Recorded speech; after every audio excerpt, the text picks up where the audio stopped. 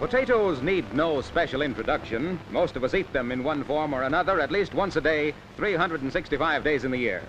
It is generally accepted that potatoes contain those ingredients that are necessary for the sustenance of life and contribute materially to the development of youthful bodies.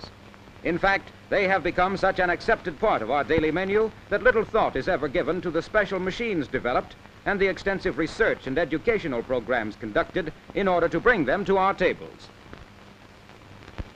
A program that has received wide attention in the past few years is crop rotation.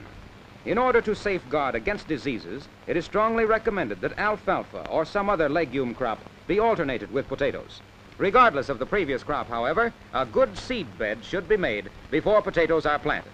Seed bed preparation methods differ in the various potato growing sections, but the ultimate objective is the same: a loose, deep bed in which to plant the carefully selected seed. Because potatoes develop in the ground, deep plowing is essential so that there will be plenty of room for the tubers to grow.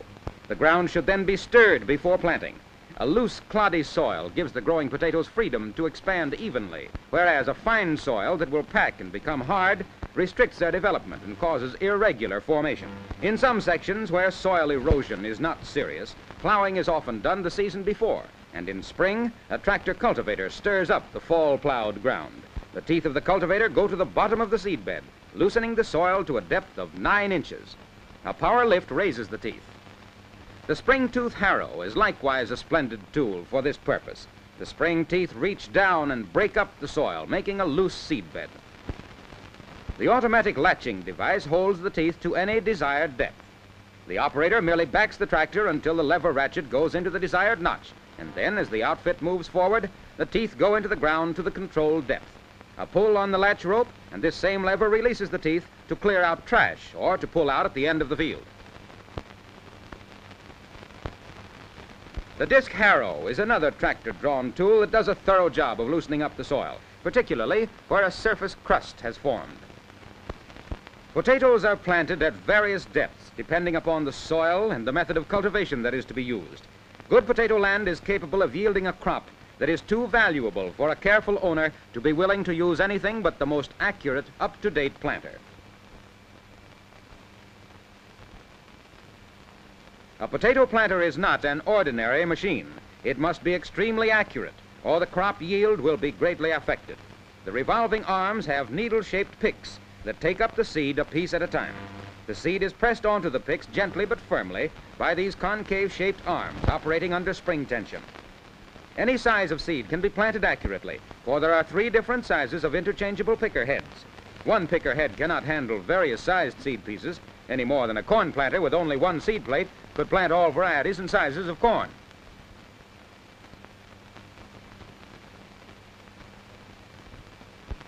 The potato tuber develops best in land that exceeds ordinary fertility. So growers realize that in order to get a good yield, large quantities of commercial fertilizer should be applied when the seed is planted.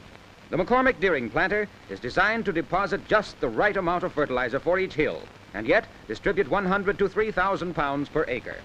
Scraping away the top soil shows the fertilizer deposit to be on each side of the seed, but not touching it.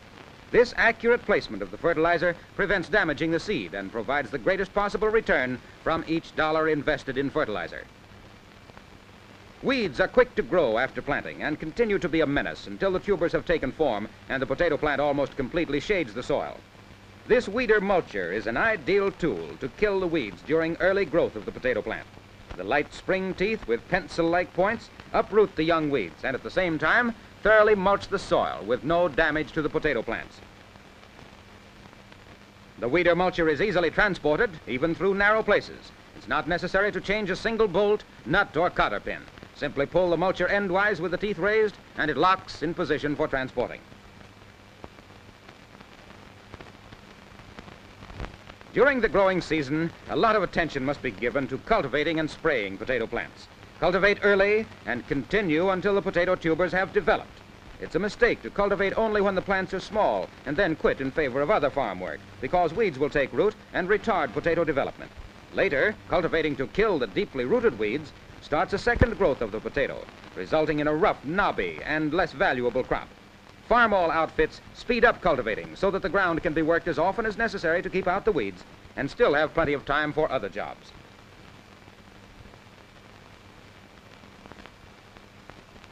Insects and diseases are also a constant menace to the healthy growth of potatoes. Therefore, the plants should be sprayed frequently with the proper mixture of Bordeaux and poison to prevent serious damage by these potato enemies.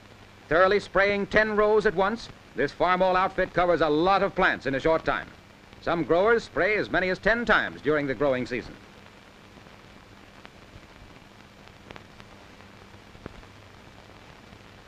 Other growers use poison dust in controlling insects and diseases. The duster, mounted on the Farmall, blows out a blanket of pest destruction. The dust particles settle to form a protective covering on all parts of the plant. Whether spraying or dusting, thoroughness, speed, and economy are essential. In potato growing operations, economy and speed are important. Harvesting the crop also calls for economy plus plenty of power. Digging potatoes requires more power than almost any other job on the average farm. As much dirt passes over the elevators of a 2-row digger as would be handled by the blade of a medium-sized road grader in the same length of time. Handling this large amount of dirt and yet performing the rather delicate function of separating the potatoes without damage calls for many features that necessitate great care in designing and building diggers. The automotive type 3-speed transmission on the McCormick Deering potato digger makes it easy to change the speed of the elevator from low to medium or high, depending upon the amount of agitation necessary to shake the potatoes free of the soil. Each digger is equipped with a safety release clutch to prevent damage should any obstacle get caught in the machinery. Here's a stone in the elevator.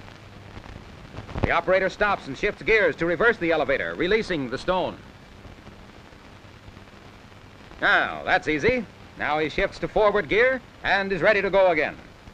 The Farmall tractor furnishes the power to pull the digger and also operates the digger mechanism through the power takeoff.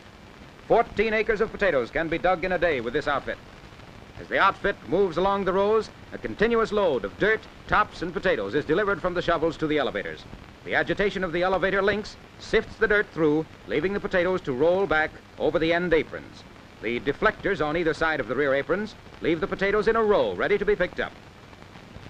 On smaller farms with less potato acreage, the 1-row power drive digger efficiently harvests up to 7 acres a day. It has the same operating features of the 2-row digger, including transmission, safety release, and others. The proper operation of either digger not only speeds up harvesting, but reduces potato damage to a minimum.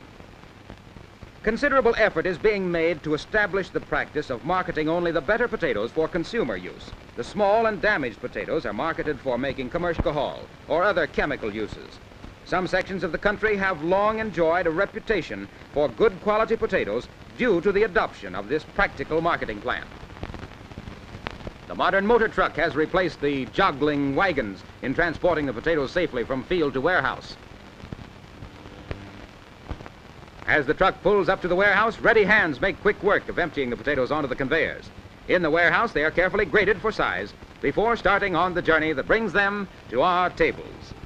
The next time we eat potatoes, let us consider the thought, effort, and equipment that all combine to provide this important American food.